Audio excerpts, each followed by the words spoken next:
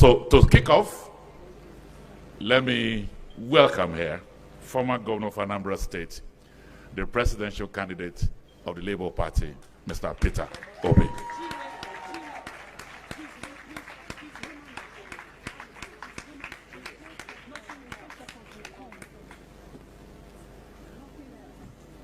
Her Excellency, the First Lady, and Your Excellency, the Minister, let me stand on all due and existing protocols and start by apologizing that I have to run away immediately.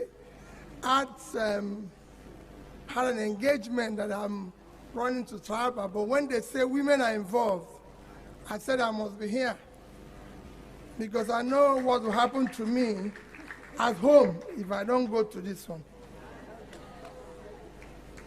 Let me most sincerely thank you for inviting me and everything. What we are doing, I've heard what you said about your agenda and everything. Nigeria is about to hire the next CEO of Nigeria, of the enterprise called Nigeria. And the only thing we have to sell, and I plead to you, mothers, because what we are going through today as a country, you will not believe it. Our country is collapsing. And you can save it.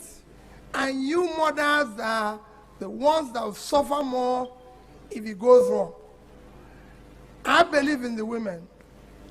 And I believe that you can save the country. So for me, if anybody is coming to tell you what he's going to do tomorrow, let's start from what he did yesterday. Let's look at his past. Look at where he's coming from. I have served in various ways in the corporate industry. And I want you to go and check my record there. But because of want of time, I want to talk about the way I work with women as governor. That's where we will start. I had a female deputy governor. My chief of staff is a woman. My commissioner for planning is a woman. Commissioner for local government is a woman.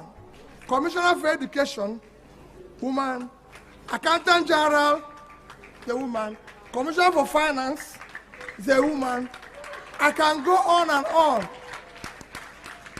and tell you how I work with women. And I always say it, they are far more productive than men. When you talk about my success today as a governor, I will attribute it to those women. My head of service, Ngozi Melifong, Stella Kuna, they will not say no to me. You can't do this. Our children are involved. So for me, women are critical in this. If we want to get Nigeria to move, I think we have to surround ourselves with this 50% we are neglecting today. And I'm going to invest in it. They are not going to be there for just ordinary small listen. I know with Ngozi Wala alone, this country would not have been where we are today. That woman was crying to all of us as governors. Let's save the money we have in excess crude. It was saying us there will be a day like this. That if we allow her, but the governors will refuse and share that money. And that is where, look at where we are today. Today now, with all this flood and everything, it won't be surprised that soon a bag of rice will be 60,000 naira. That is 2 months minimum wage. There's no way any country, what we are going through today is cumulative effect of leadership failure with this. We are now about to pick a new leadership, and we must go beyond all those considerations of yesterday and think about the future of this country. And we cannot do it without you on the driving seat. We need to make a law, and that is one thing I want you to take from me. We must have a law in this country. Let's not talk about agreement. It should be a law giving women and youth a percentage in all electoral positions And every position in Nigeria, like it's in Bangladesh. Now Bangladesh is doing well today. Today Bangladesh is a country that is self-sufficient, almost in food. Bangladesh is #1 biggest exporter of textiles.